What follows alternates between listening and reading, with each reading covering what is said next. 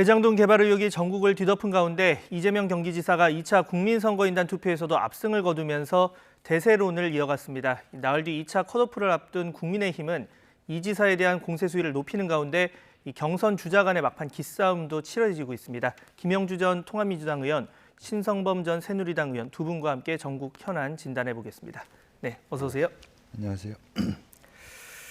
자, 2차 슈퍼위크 마무리가 됐고 이제 이재명 지사가 압승을 거두면서 격차가 더 벌어졌습니다. 아무래도 이런 결과가 나온 원인 그리고 향후 전망에 좀 초점을 맞춰봐야 될 텐데, 자, 김영주 전 의원님, 그래서 이제 제가 하나 여쭤볼게요. 네. 이재명, 이낙연 이렇게 격차가 더 벌어진 게 보통은 구설이 있으면 지지율이 떨어지기 마련인데 이게 고정 지지층이 많아서 좀 크게 개념치 않는 건지 아니면 네거티브의 피로감 때문인지 어떤 점이 더 크다고 보십니까? 그래서 기본적으로는 이제 호남 경선의 결과들이 한편으로는 이낙연 후보의 확장성들의 한계가 있다라고 전체 당원들이 느꼈다는 측면이고요. 예. 그런 면에 있어서 이제 1위 후보인 이재명 후보에 대하여 이낙연 후보 측에서 너무 과도하게 공격하는 것이 오히려 친문 지지층들을 이재명 후보 쪽으로 더 흡입시키는 또 대세론을 더 강화하는 그런 어떤 결과들을 낳았습니다. 그래서 오히려 더 막연한 이낙연 후보보다는 굉장히 리스크가 있습니다만은 강해 보이는 그런 후보에게 더 압도적인 힘을 몰아주겠다라고 하는 것들이 좀 나타나고 있고 이제 그런 측면에서 호남 경선에서 거의 어떻게 보면은 120표 차로 신승을 했습니다만은 이낙연 후보가 그것이 가지고 있는 시그널 자체가 결과적으로 수도권에서도 그것을 뒤집을 수 있는 가능성이 없다. 따라서 결과적으로는 오히려 갈수록 수도권은 올수록 이 표 차이가 보란 듯이 2차 슈퍼위크에서 가장 최고의 득표율 58%를 넘어서는 어떤 쏠림 현상을 가져다 줬거든요. 그러면 그 게임에서 어떤 이낙연 후보는 본인은 앞으로도 변화할 수 있는 가능성이 있다고는 하지만 훨씬 더 이런 트렌드가 강화될 가능성이 크다. 그렇게 보여집니다. 네. 지금 과반 확보를 위해서는 한 17만 표 정도가 지금까지 득표를 이제 고려하면 이재명 지사가 지금 한 54만여 표 정도를 얻었기 때문에 한 17만 표 정도 더 얻으면 안정권이 될 것이다. 이런 관측들이 나오고 있는데 물론 이낙연 전 대표는 아직 가능성이 있다. 이런 입장이지만 좀 어떻게 전망하십니까?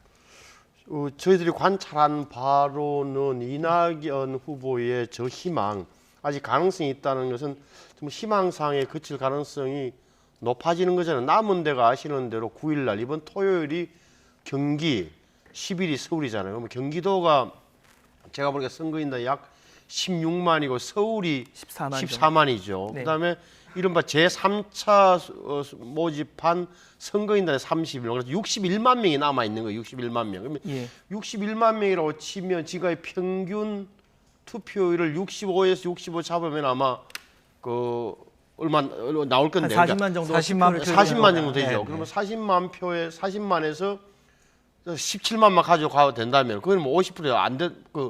이게 손쉽게 넘어갈 수 있는 부분 아닌가 이렇게 싶어요. 그러니까 결국은 민주당의 전체 선거인단이 216만 명이라 그러니까 이미 다 끝냈고 60만 명이 남은 거잖아요. 60만 명 중에서는 경기나 서울이나 모두 다 어떻게 보면 이재명 후보에 유리한 것 아니냐. 지금 현직 도지사로도 경기도 그렇죠. 그리고 또 하나는 이제 이낙연 후보 쪽에서 그나마 희망을 걸 수 있는데 그 부분이 저 대장동 개발 이익 특혜 의혹이 어느 정도 수사를 통해서 이재명 후보와의 연관성이 밝혀져야 되는데 지금 검찰의 수사 속도나 이런 걸로 봐서는 적어도 10월 10일 이번 주말까지는 그런 게 나올 가능성이 거의 없어 보이기 때문에 이낙연 후보에 절대 불리한 거죠.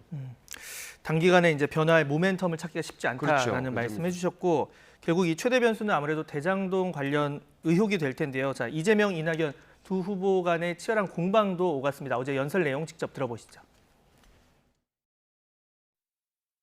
도둑을 막은 자가 도둑일 수 있습니까? 작물을 나눠 가진 자들이 바로 도둑입니다. 바로 국민의힘 그대들이 작물 나눠 가진 도둑입니다. 모든 비리와 부패의 사슬을 끊어내야 합니다. 그 일은 비리와 부패의 구조에서 자유롭고 당당한 사람만이 할 수 있습니다. 제가 그 일을 할 수 있습니다. 네, 주말 사이 새로 일어난 변화도 좀 보겠습니다. 유동규 전 성남도시개발공사 사장 직무대행이 이제 구속이 됐는데요. 이게 이제 구속영장 발부가 한 4시간 정도 만에 굉장히 빠르게 진행이 됐습니다. 보통은 뭐 구속이 뭐 도주 우려가 있거나 아니면 증거인멸 우려가 있을 때, 그리고 뭐 다툼의 여지가 좀 있으면 구속영장 발부를 하지 않는 경우가 많은데 발부가 일단 빨리 됐어요. 이거 어떤 의미로 좀 해석을 해야 될까요? 아무래도 이제 뭐 그 핸드폰이라든지 그런 부분들을 버렸다든지 이런 부분들이 아마 증거인멸의 우려, 그리고 충분히 어떤 영학 회계사로부터 받은 증여 회계사로부터 확정적 내용을 숨길 수 있거나 그런 가능성이 많다고 보여졌기 때문에, 또 실제적으로 보면 본인의 진술을 계속 바꾸고 있지 않습니까? 예. 이제 그런 것들, 그리고 휴대폰은 버렸다 하기도 하고 뭐 다른 사람한테 맡겼다 하기도 예. 하고, 이런 어떤 진술의 번복 가능성들이 점차 어떤 이 사람을 안정적으로 이렇게 신뢰할 수 있는 관계가 아니다라고 수사관들이 판단할 수 있는 가능성이 많아졌다.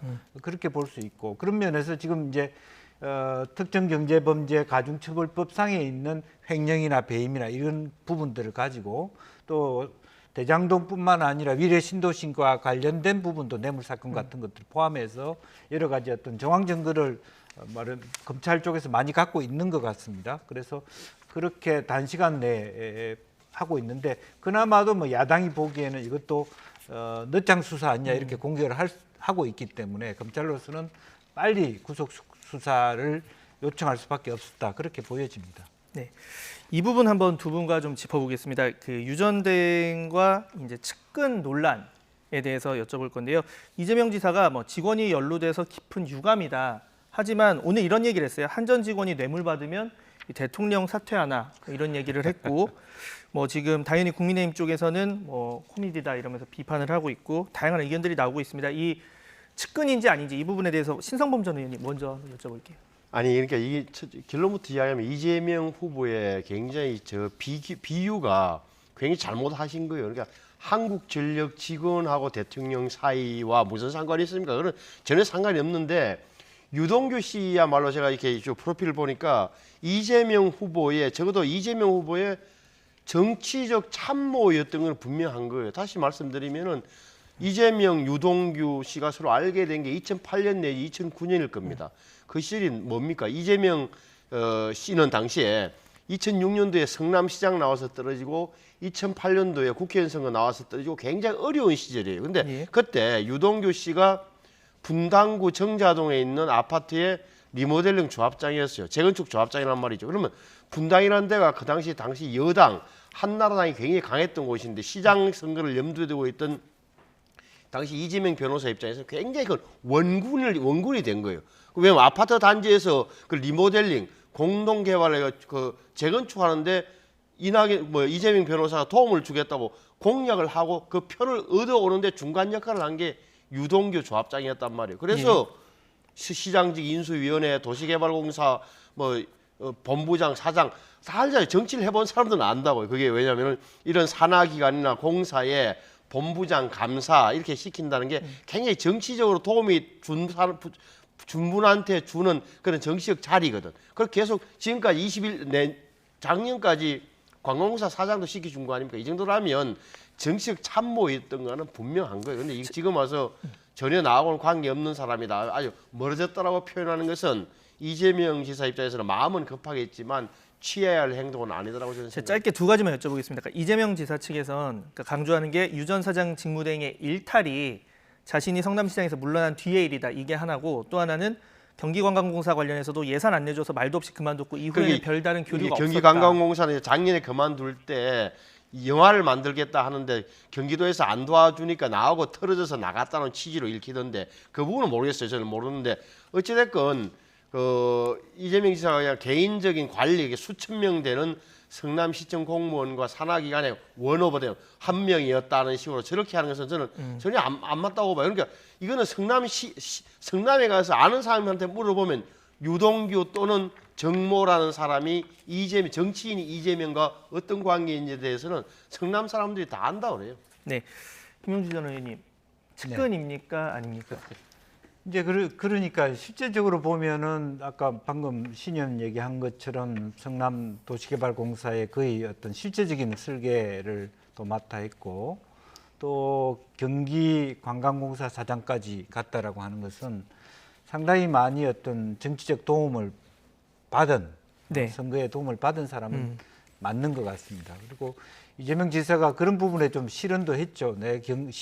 선거를 도와준 적이 있습니까? 뭐 이렇게 얘기를 했지만 사실은 뭐 성남시장 선거나 뭐 경기도지사 선거는 많이는 아니었지만 도움이 됐던 걸로 도움이 됐으니까 경기 관광공사 사장까지 시켜준 거 아니겠습니까? 다만 측근이라고 하는 것은 이제 이재명 지사는 대통령 후보 정도의 수준이고 현재 뭐 민주당의 국회의원들이 한 40~50명 가까이가 측근으로 가 있는데 뭐 과거로 생각하면 우리 동네에 있는 재개발 조합장을 최측근이라고 말하기는 어렵다. 이제 그런 얘기로 읽힙니다. 그러니까 측근이라고 말할 수는 없지만 내가 부분적으로 과거로부터 선거 때 도움을 받았던 지인이다.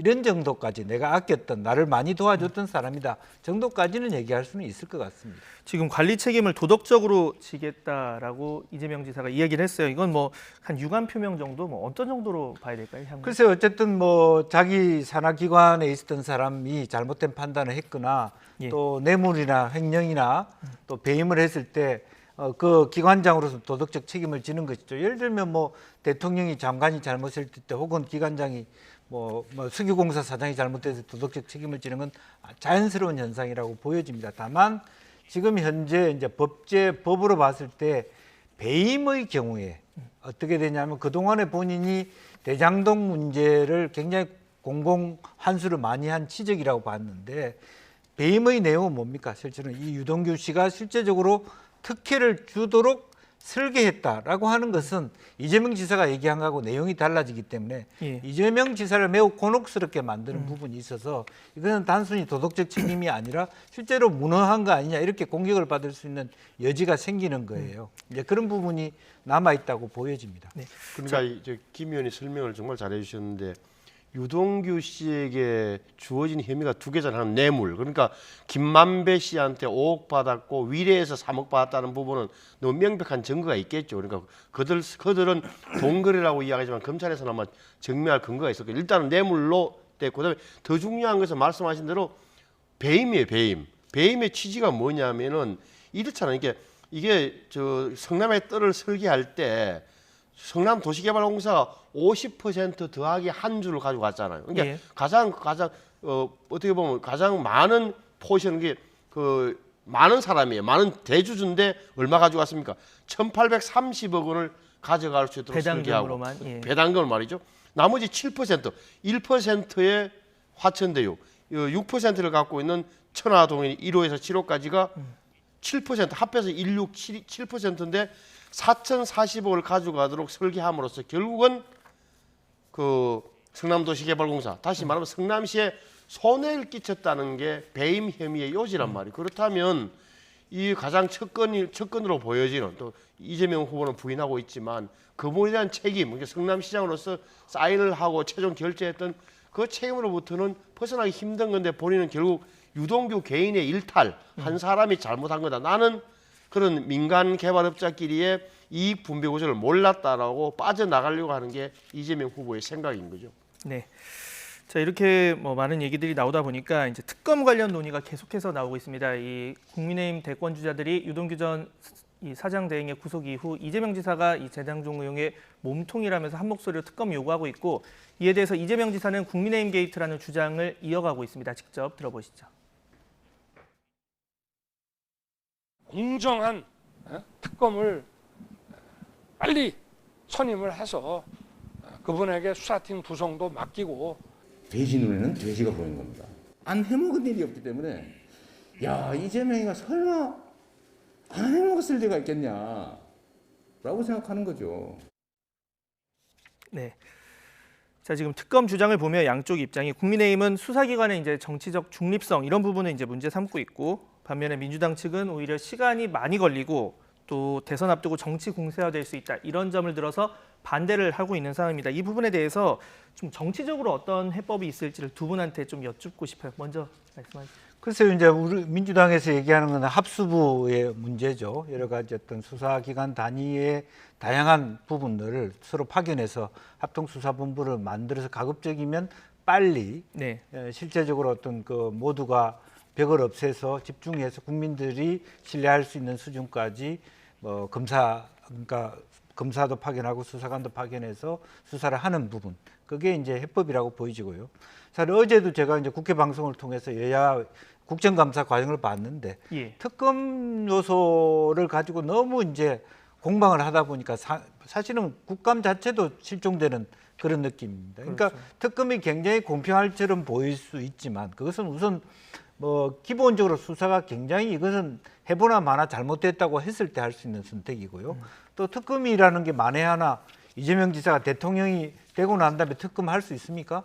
불가능하다고 저는 보여지고요. 또 특검 제도라는 법을 만들다 하더라도 대장동 특별검사 법안을 만든다 하더라도 누구를 특별검사로 앉힐 것이냐로 가지고 시간을 허송세월을 보내고 있는데 이런 부분은 이제 야당이 노리는 수라고 계속 대선 과정까지 특검이라는 거 가지고 대장동으로 이번 대선을 치르겠다라는 의도가 불보듯 뻔하기 때문에 일단은 우리 민주당으로서는 어쨌든 합수부를 통해서 빨리 국민들이 바라는 정도 수준까지의 속도를 내는 그게 필요하다고 보는 관점입니다. 그러니까 기관사의 칸막이 없애서 더 빨리 수사하겠다라는 네. 얘기시고요.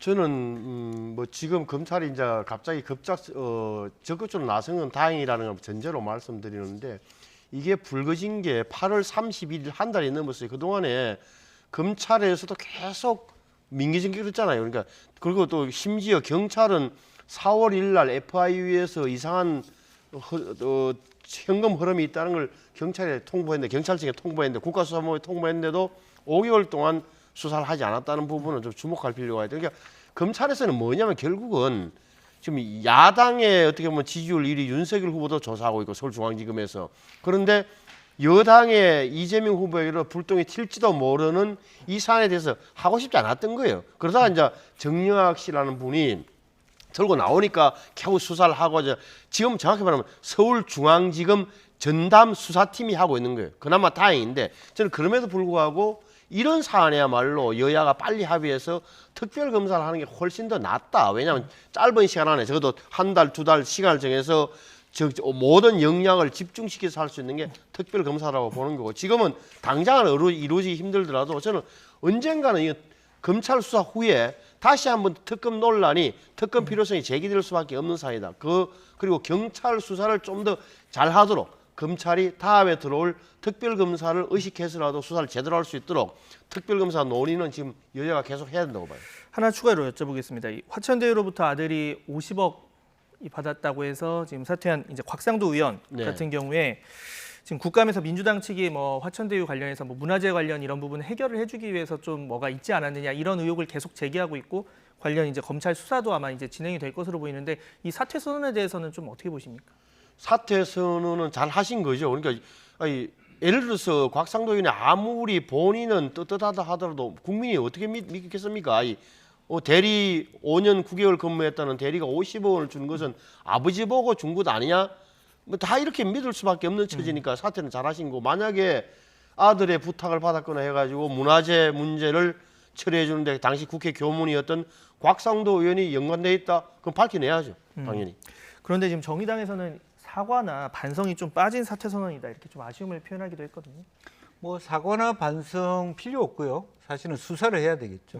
이제 단순히 사퇴했다고 모든 문제가 해결되는 게 아니고 지금 아마 당연히 이게 어떤 참고자든 피해자든 아마 수사에 나가서 50억을 받게 된 배경 그런 부분에 대해서 여러 가지 조사를 받아야 되는 상황이라고 보여지고요.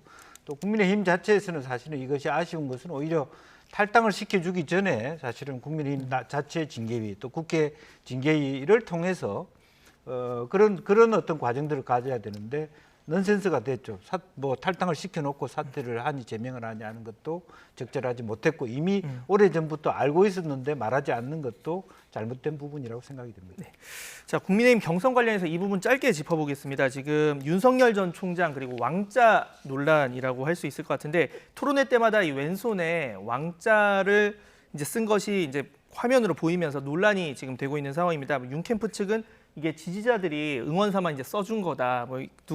무속인에게 예를 들어서 어떤 주술적인 이유로 한 게 아니다. 이렇게 해명을 하고 있는데 이 왕자 논란 두 분 어떻게 보시는지 먼저 말씀하시죠. 그래서 저도 처음에는 뭐 합성인 줄 알았는데 아니더라고요. 저는 참을인자 정도는 예를 들어서 우리가 아니 홍준표 후보나 유승민 후보가 공개하니까 참자 이 정도 생각했는데 그건 아니고 임금왕자라니까 황당했는데 어찌됐건 해명이 사실이길 바라고 저는 뭐 그렇습니다. 해명이 사실인데 윤석열 후보한테는 안 좋은 부분이 윤석열 후보가 갖고 있는 이미지가 굉장히 강직하고 자기 주관이 뚜렷한 거잖아요. 그런데 저런 식이라면 뭐냐면 주술이 아니라 할지라도 저 양반의 마음이 굉장히 뭐랄까 약하구나 생각보다 뭔가 기대려는 심리가 깔려 있는 것 아니냐 하는 저런 부분에 대해서는 이미지로 봐서는 굉장히 큰 손해고 특히나 그 윤석열 후보 측에 이래저래 뭐 언론 보도 때마다 역술인이 동행했다는 그런 보도가 많이 나왔고 또 부인도 그 박사학위 논문 자체가 뭐랄까요 운세에 관한 것이었잖아요. 그러니까 예. 아주 안 좋은 거예요. 저 부분은 본인이 설명을 굉장히 좀 정확히 해줘야 돼요. 네, 오늘 라디오에서는 그런 얘기도 하더라고요. 그러니까 뭐 근처 사시는 할머니들이 아침에 적었으면 저녁쯤 보통 토론회가 하니까 그 사이 손도 씻고 손 소독도 하고 할 텐데 손 안 씻냐고 하니까 손가락 위주로 씻으신 것 같다. 이렇게 캠프 측에서 해명을 해서 좀 의아하긴 그러니까 했는데. 그게 이제 사실은 안 한 것보다 못한 해명이죠. 미안하다. 내가 굉장히 토론회 때 아직은 많이 부족하니까 떨려서 예. 그런 부분 이렇게 왕자를 쓰면 조금 안 떨린다 그래서 썼다. 그런데 이제 정말 말이 안 되는 게 한 번만 쓴 게 아니에요. 몇 번에 걸쳐서 썼다는 거 아니에요. 그러니까 이게 이 해명이 몇 번에 걸쳐서 손가락만 씻었나 이런 어떤 해프닝이거든요. 그래서 네. 좀 더 내가 아직까지 공부가 덜 돼서 조금 이제 그런 뭐 왕자라도 쓰면 좀 덜 떨린다 그래서 좀 써봤는데 이것도 눈에 보이니까 참 송구하다. 뭐 그렇게 갔어야 되는 거 아닌가 그렇게 생각이 들고요. 단적인 예로 많이 떨린다고 봐야죠. 뭐 공부가 덜 됐다고 보는 거고. 이제 그럼에도 불구하고 과연 지지율이 떨어지지 않는다는데 또 문제가 있는 것 같습니다. 네. 두 분 다 좀 진솔한 해명이 필요하다. 뭐 이런 부분에 대해서는 기회를 같이 하는 것 같습니다. 자, 오늘 말씀 여기까지 듣겠고요. 지금까지 김영주 전 통합민주당 의원, 신성범 전 새누리당 의원 두 분과 함께 전국 현안 관련 진단해봤습니다. 수고하셨습니다.